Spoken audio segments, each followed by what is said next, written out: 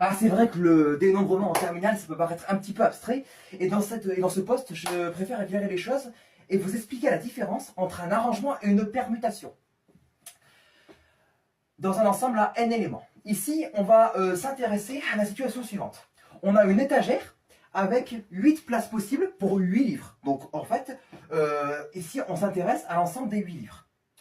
En fait, un arrangement, c'est simple. C'est une liste ordonnée de P éléments distincts, ici tous les livres sont distincts, parmi les N éléments qui caractérisent nos 8 livres. Et en fait, une permutation, c'est simplement un arrangement de N éléments parmi les N éléments. En fait, c'est un cas particulier de la définition de l'arrangement, et cette fois-ci, le P est juste égal à N, en fait. C'est-à-dire, en fait, qu'on fait une liste ordonnée et, de N éléments distincts parmi les N éléments. Donc ici, on va s'intéresser à cet exemple. On a une armoire.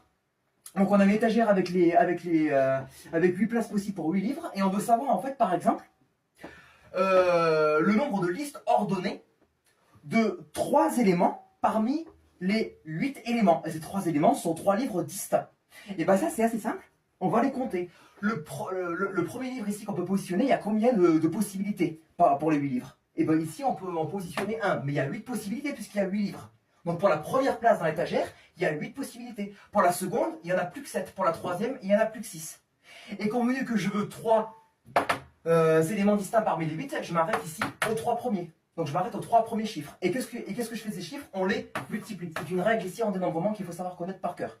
Et cette fois-ci, si je veux ici pour les n éléments, parmi les n éléments, c'est-à-dire pour la permutation, et ben, je vais continuer jusqu'à 8, puisque je veux pour les 8 éléments. Donc finalement, ici, ça va être x5, x4, x3, x2, x1, qui est égal à factoriel 8.